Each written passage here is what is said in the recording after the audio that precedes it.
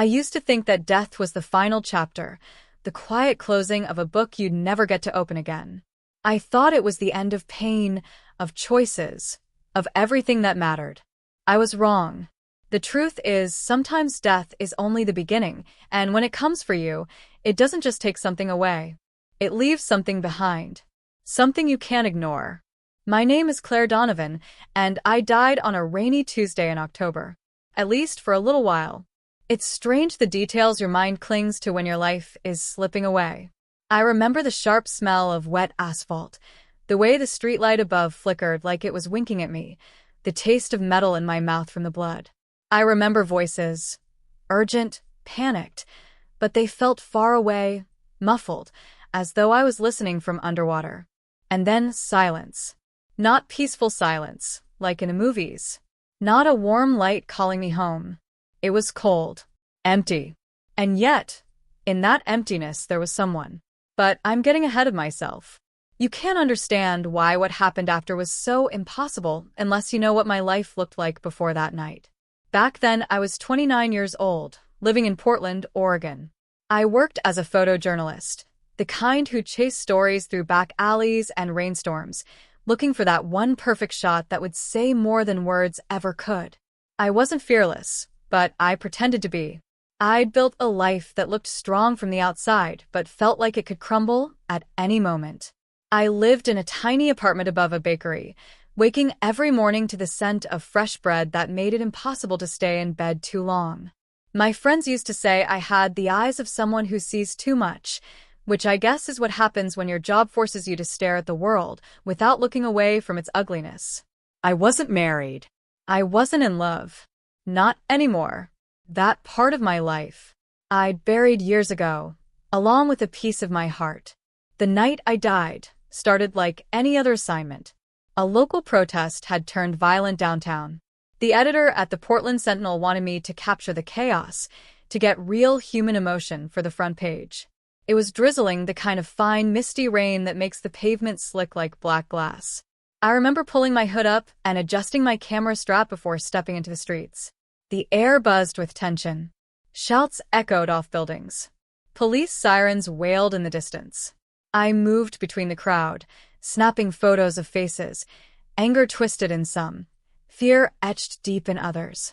Then everything happened at once. A flash of movement. A scream. A man breaking through the crowd, shoving people aside. And the glint of something metallic in his hand. I turned, instinct, training, raising my camera. And that's when I heard the sound. It was deafening. A single, sharp crack that ripped through the rain. People talk about moments of impact like they happen in slow motion. They don't. 1 second you're standing. The next you're falling. I didn't even realize the bullet was meant for someone else until much later. All I knew in that instant was pain, white hot, tearing through my chest, and the sudden collapse of the world beneath me. My camera hit the pavement first. I landed beside it, my cheek pressing against the cold, wet ground. My vision blurred, the edges darkening like an old photograph burning from the corners inward. Someone was shouting my name, hands pressed hard against my wound. "Stay with me, Claire. Stay with me." I wanted to tell them I was trying. I really was. But the truth was, I was already slipping away. And then there was nothing. No light. No tunnel. No reunion with loved ones. Just darkness. I don't know how long I was there. Seconds, hours, days? Time didn't matter. What did matter was that I wasn't alone. There was a presence. It didn't speak at first. It didn't need to. I could feel it watching me. Not with eyes, but with something deeper, something that could see straight through my soul. And then a voice. Soft. Low. Almost a whisper. "It's not time yet." I wanted to ask what that meant, but I couldn't move my lips. I couldn't breathe. The voice came again. "You'll go back, but nothing will be the same." And before I could even try to understand, the darkness cracked open. I woke to the blinding light of a hospital room, a rhythmic beeping in my ears, and the weight of an oxygen mask on my face. A nurse was leaning over me, her eyes wide. "She's back," she called out. "She's breathing. Back." It wasn't until days later, when I overheard a doctor speaking to my sister that I learned I had been gone for 3 minutes. 3 minutes without a heartbeat. 3 minutes when, by all accounts, I was dead. Most people would call it a miracle. The doctors did. My sister did. My friends came by with flowers and tears, telling me I was so lucky. But luck didn't explain the way the air felt different now. Or how sometimes, when I closed my eyes, I could still hear that voice. Or how I began to see things I couldn't possibly explain.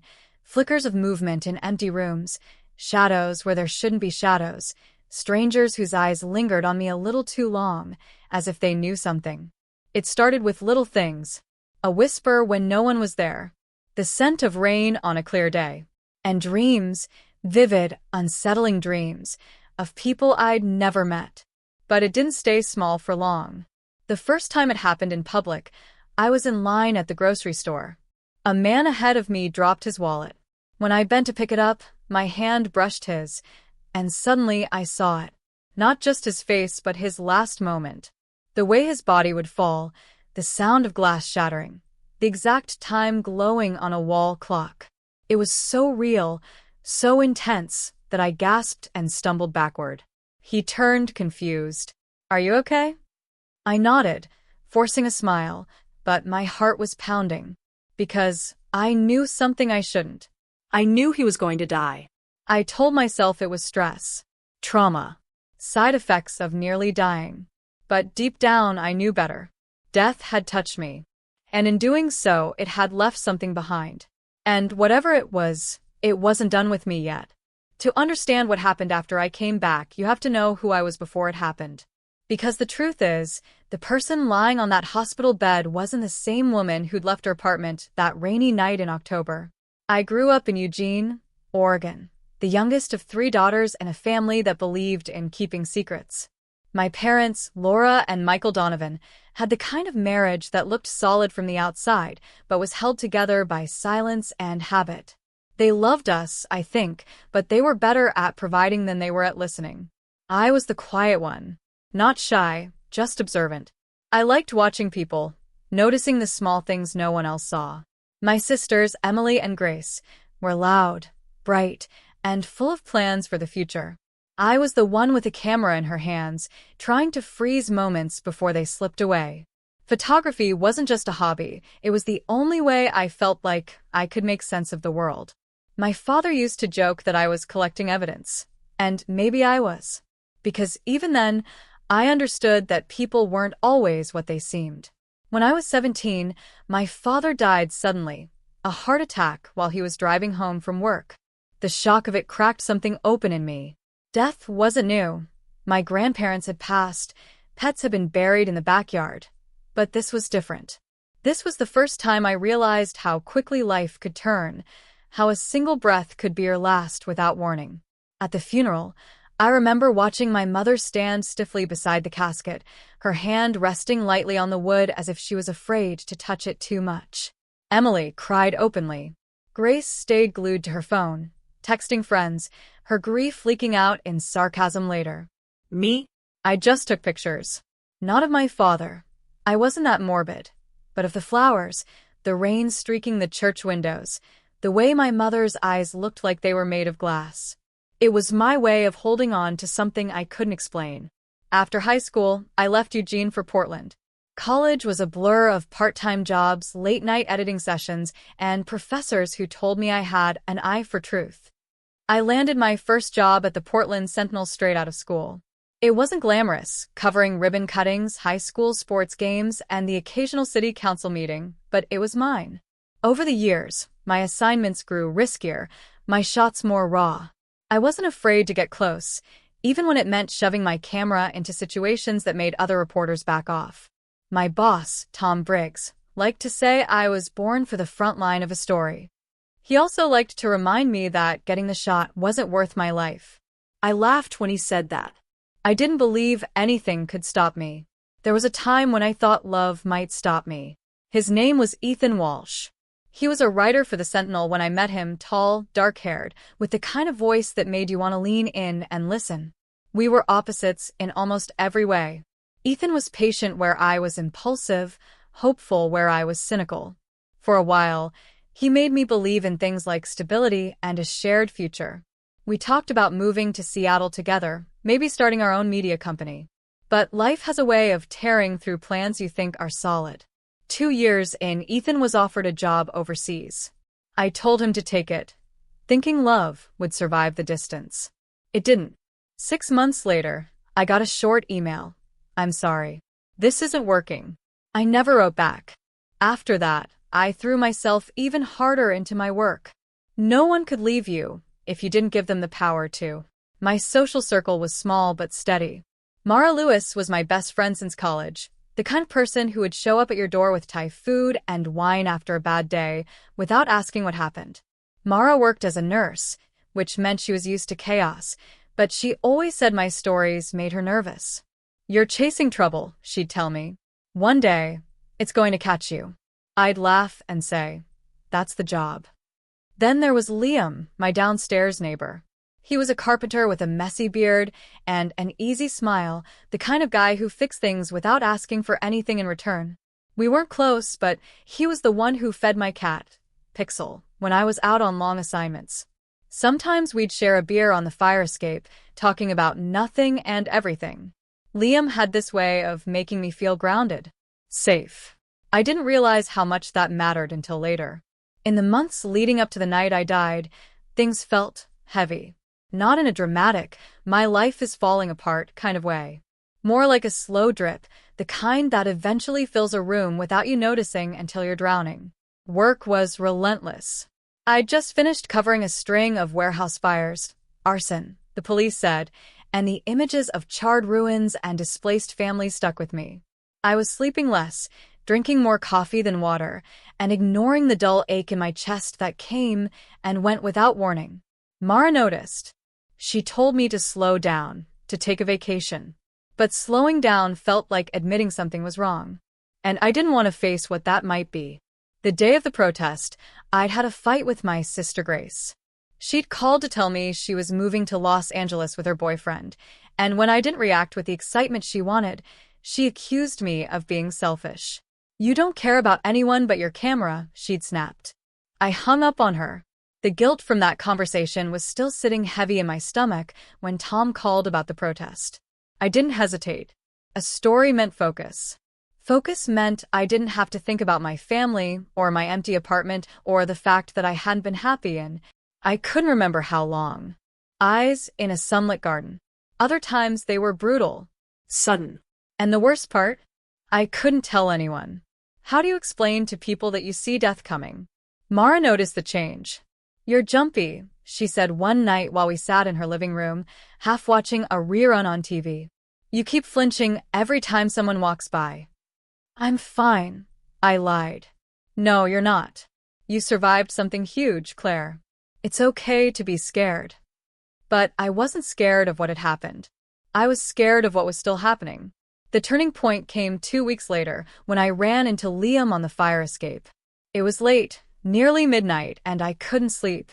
I stepped outside, wrapped in a blanket, only to find him already sitting there with a beer in hand. "Couldn't sleep either?" he asked. I shook my head. "Too quiet." He laughed softly. "Most people call that peaceful." We talked for a while, nothing serious, just neighbors making small talk under the glow of the streetlights. Then he reached over to hand me his beer, and our fingers brushed. The vision slammed into me so hard, I almost dropped the bottle. I saw Liam standing in his workshop, saw the shelves behind him collapse in a shower of splintered wood and metal tools. One of the tools, a heavy hammer, struck the side of his head. He fell. Didn't get up. When I came back to myself, Liam was frowning. "You okay? You look pale." I swallowed hard. "Yeah. Just tired." I wanted to tell him to stay out of the workshop, to move the shelves, to do something. But how do you warn someone about something you're not supposed to know? If I was wrong, I'd sound insane. If I was right, that thought haunted me the rest of the night. By the end of the month, I was avoiding people as much as possible. No handshakes. No crowded buses. No casual brushes in the grocery store.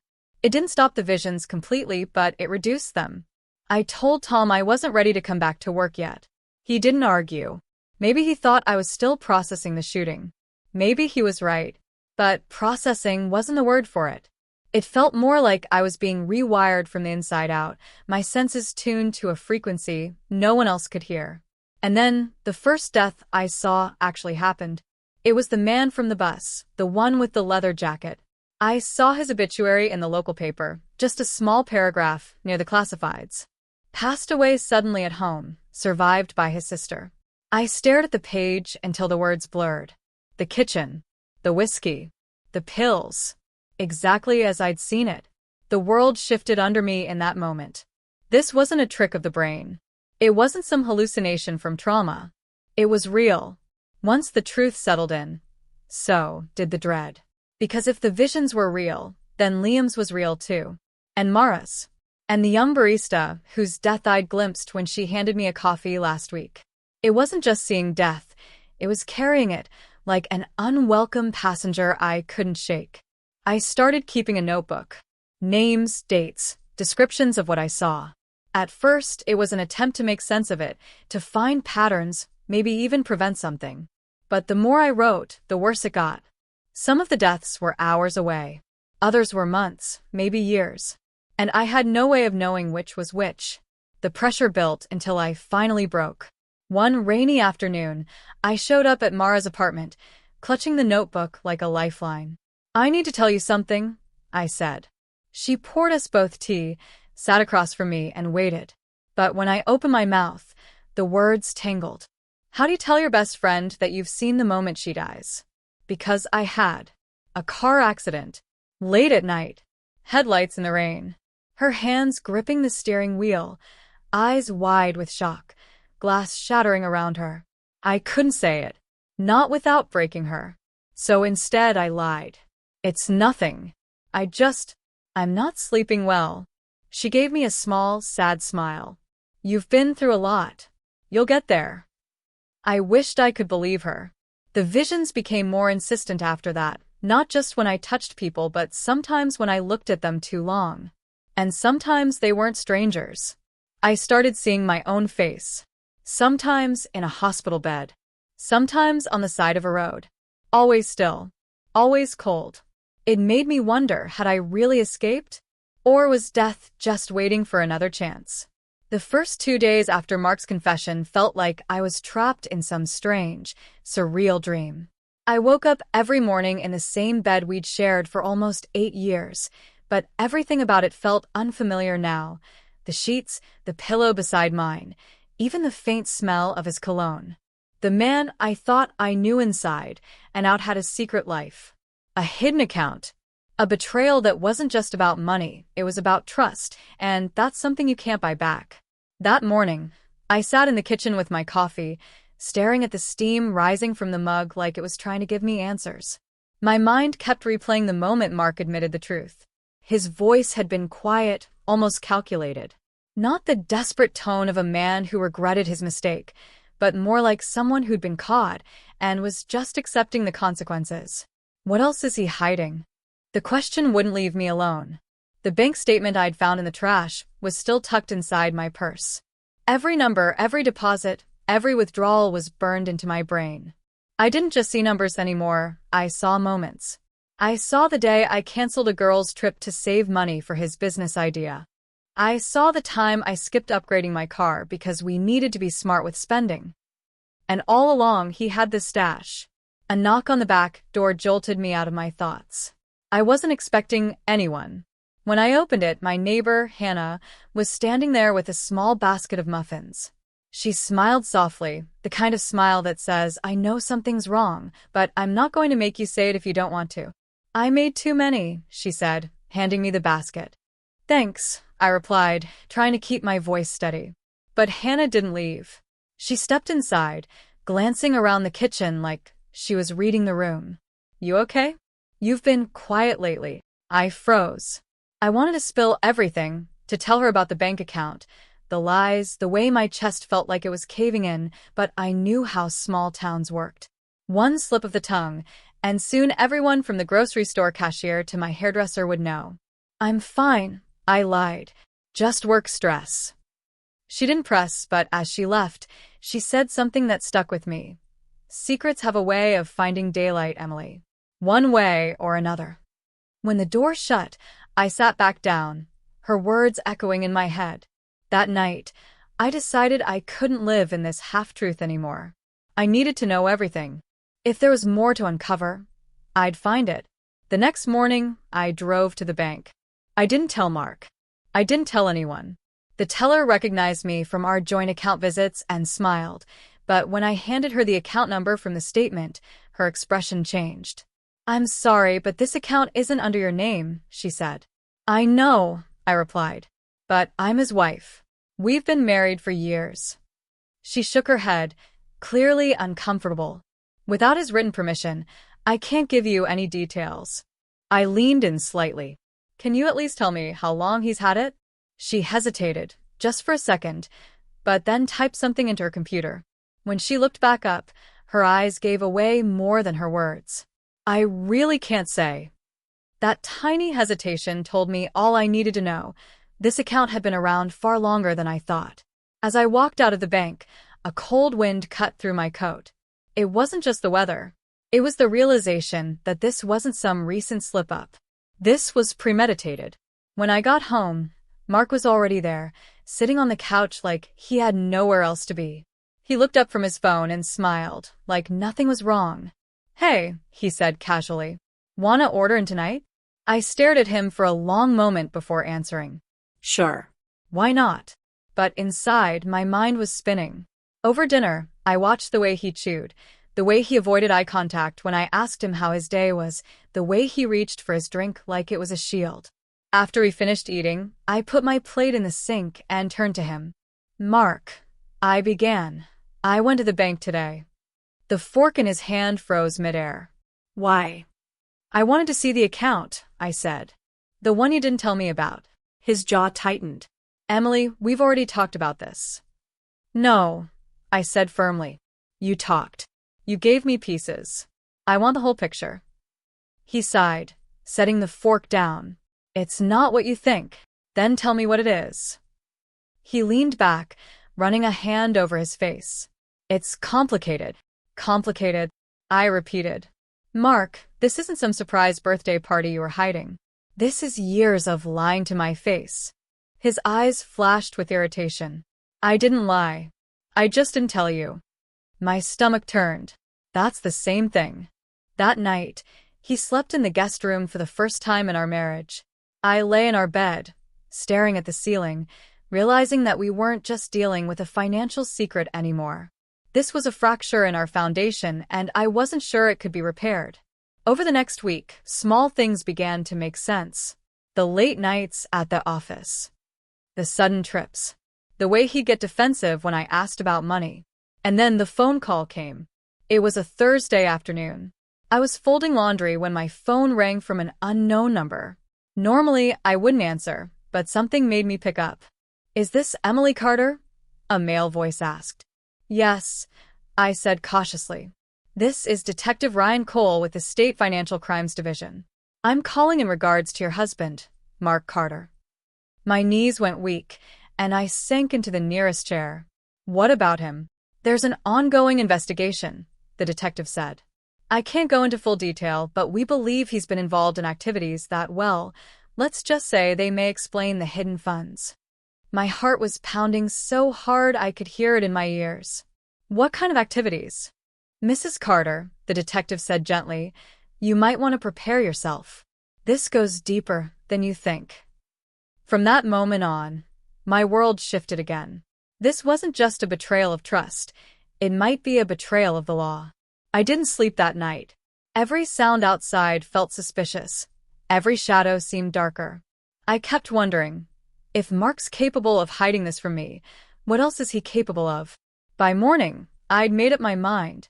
I wasn't going to be the wife who didn't know. I wasn't going to let his mess swallow me whole. If there was a storm coming, I'd meet it head on. And that was the beginning of the part where I stopped being the quiet, trusting wife and started being the woman who was going to find out exactly what kind of man I'd married. Because one way or another, the truth was coming out. The sound of the rain outside had softened into a quiet drizzle, like the world itself was beginning to calm after all the storms. Lily sat in her living room, a cup of chamomile tea in her hands, her eyes fixed on the gentle steam curling upward. For the first time in months, she felt a deep, unshakable peace. She wasn't the same woman who had once cried into her pillow, questioning her worth, doubting her choices, or begging for answers. She was stronger now, wiser now, and her heart, though still tender, was no longer fragile. Michael walked in quietly, his face filled with relief when he saw her. "You look lighter," he said softly, as if afraid his voice might shatter the moment. She smiled, a calm and knowing smile. "That's because I finally let go, Michael. Not just of anger, but of the fear that I wasn't enough." It had taken her months to reach this point. There were nights when she thought she'd never get there, when the betrayal still felt like a heavy stone pressing against her chest. But now, she understood something powerful. The truth had set her free. The secret bank account her husband, Daniel, had hidden, the years of dishonesty, they were no longer chains holding her back. They were simply lessons, painful ones, that had led her to a better version of herself. She had chosen not to go back to Daniel. It wasn't out of bitterness, but out of self-respect. Trust, once broken so deeply, could not be patched together with shallow apologies. And though Daniel had tried, flowers, letters, long speeches about regret, Lily knew the difference between remorse and the fear of losing comfort. "I wish you the best, Daniel," she had told him during their final meeting at the lawyer's office. "But I'm no longer the woman who will settle for half-truths." He had tried to speak again, but she had walked away before the weight of his words could pull her back into old wounds. Michael took a seat across from her now, his presence warm and steady. He wasn't there to fix her. He had learned she didn't need fixing. He was simply there to walk beside her in this new chapter. "You know," he said with a gentle grin, "I think you're going to do amazing things now. This isn't the end for you. It's just the beginning." Lily tilted her head, her lips curling into a thoughtful smile. "I think you're right. But this time, the beginning is on my terms." She had already started making plans that had nothing to do with a man or anyone else's approval. She was going to take the savings she had kept for herself and open that small art studio she'd dreamed about for years. A place filled with light, color, and the smell of fresh paint. A place where she could teach, create, and heal, not just for herself, but for others who had been through storms of their own. For too long, she had made herself small so others could feel comfortable. Now, she would take up space unapologetically. 1 week later, Lily found herself signing the lease for a little brickfront space on the corner of a quiet street. The windows were dusty, the floors creaked, but she could already see its potential. She spent days cleaning, painting, and filling it with her work, bright, bold canvases that told the story of pain, growth, and freedom. Each brushstroke was like a declaration, "I am still here." When the grand opening came, the room was filled with laughter, warm light, and people who truly valued her. Even strangers stopped to admire her work, telling her how her art made them feel something deep inside. Michael was there, standing quietly at the back, his eyes proud but not possessive. He knew this wasn't his victory, it was hers. Lily took a moment to just stand in the center of it all, breathing in the joy of the moment. She realized she wasn't thinking about Daniel at all. The past no longer had a grip on her. Later that night, after the last guest had gone, she sat in the empty studio surrounded by the quiet hum of possibility. For the first time in her life, she whispered a prayer not of desperation, but of gratitude. "Thank you," she murmured, her voice steady, "for the pain that made me strong, for the betrayal that showed me the truth, and for the strength to choose myself." Outside, the streetlights glowed softly. The rain had stopped, and the air felt fresh, as if the whole world had been washed clean. And so, Lily's story did not end with heartbreak. It ended with her standing on her own 2 feet, holding her own dreams, and walking toward a future that belonged entirely to her. Because sometimes the most powerful thing a woman can do is to stop waiting for someone else to save her and save herself instead.